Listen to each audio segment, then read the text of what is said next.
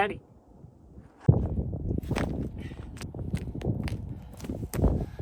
I'm Matt. Nice to meet you. I live in my truck. It's right there. I've been living out of my truck for about a month now. Well, part-time. But now I'm living in it full-time. Some might say, why are you doing that, Matt? And my answer to that is, I'm done paying rent. In this economy, no way. I've been sharing my adventures that have been going on for the past month on Instagram and such. I've been getting a lot of people asking me about how I'm doing this. And to be honest, I'm barely making it. I'm a person that has skills. I can do things. I'd much rather be out in this beautiful landscape, experiencing life, broke, tired, hungry, exhausted, than back on the grind, 9 to 5, broke, tired, in debt, barely making it, but comfortable more or less. I've had jobs that paid good enough for me to get by. I had my TV subscriptions, a stable job. Well, my last job was not stable because I got laid off. All the things that most people have. It was fine. I was getting by. I was having fun, making friends, doing things, climbing a lot, going on adventures every once in a while when I could get the vacation for it. I was just as broke as I was there as I am here. All the jobs I had before that, you know, I worked at for a really long time and I really loved it and I was really passionate about it. I still am.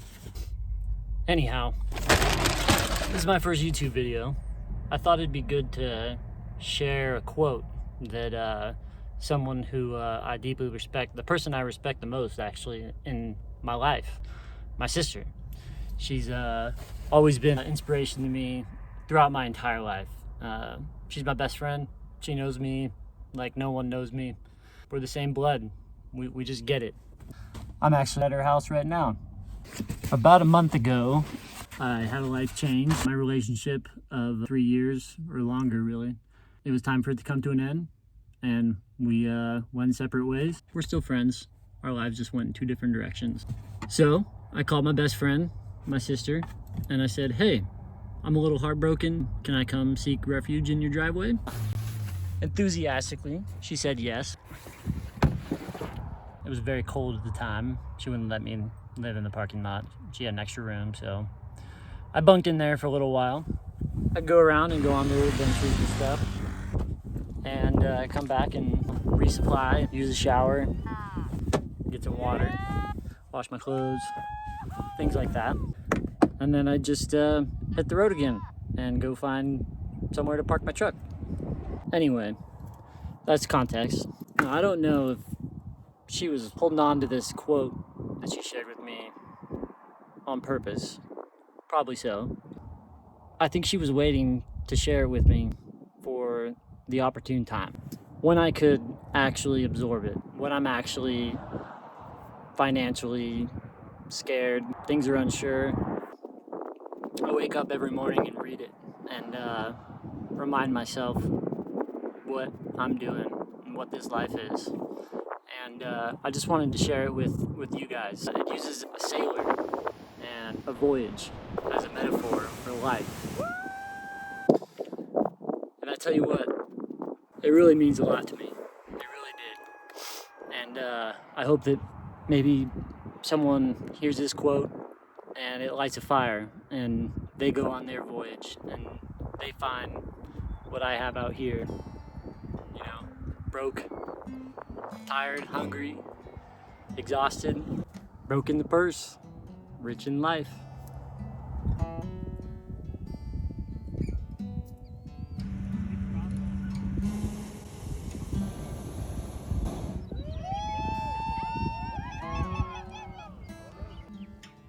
This is a quote from a book called Wanderer by a man named Sterling Hayden from 1963.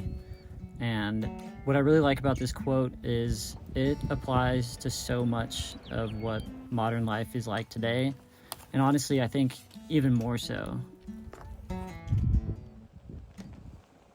To be truly challenging, a voyage like a life must rest on a firm foundation of financial unrest.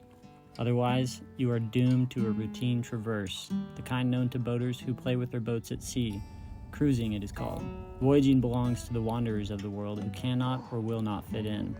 If you are contemplating a voyage and you have the means, abandon the venture until your fortunes change. Only then will you know what the sea is all about. I've always wanted to sail the South Seas, but I can't afford it. What these people can't afford is not to go. They are enmeshed in the cancerous discipline of security. And in the worship of security, we fling our lives beneath the wheels of routine. And before we know it, our lives are gone. What does one really need? What does one really need? A few pounds of food each day, heat and shelter, 6 feet to lie down in, and some form of working activity that will yield a sense of accomplishment. That's all, at least in the material sense, and we know it. But we are brainwashed by our economic system until we end up in a tomb beneath a pyramid of time payments, mortgages, preposterous gadgetry, playthings that divert our attention for the sheer idiocy of the charade. The years thunder by, the dreams of youth grow dim, where they lie caked in dust in the shelves of patience. Before we know it, the tomb is sealed. Where then lies the answer? In choice. Which shall it be? Bankruptcy of purse or bankruptcy of life?